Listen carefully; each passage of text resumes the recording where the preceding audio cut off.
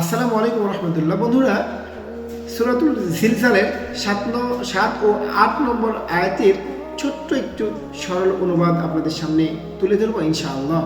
আল্লাহ তাআলা বলছেন দুনিয়াতে কেউ অনুপরিমাণ সৎ কাজ করলে সেটা দেখতে পাবে এবং কেউ অনুপরিমাণ মন্দ কাজ করলেও সেটা দেখতে পাবে। এটি মৃত্যুর পরে। দুনিয়াতে আমরা সৎ কাজ করি বা মন্দ কাজ করি, এটা কিন্তু ক্যামেরাবন্দি হচ্ছে।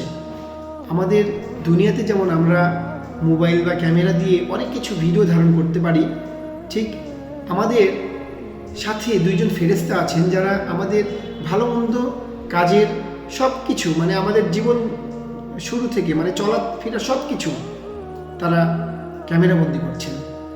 তাই বন্ধুরা, অসৎ কাজ করার আগে, মন্দ কাজ করার আগে একবার চিন্তা করবেন এবং ভালো কাজ করার আগেও চিন্তা করবেন। আল্লাহ তাআলা আমাদের এই কাজগুলো ক্যামেরাবন্দি করছেন এবং মৃত্যুর পর হাসরের ময়দানে যখন বিচার কার্য শুরু হবে তখন আমাদের সামনে তা তুলে ধরা হবে।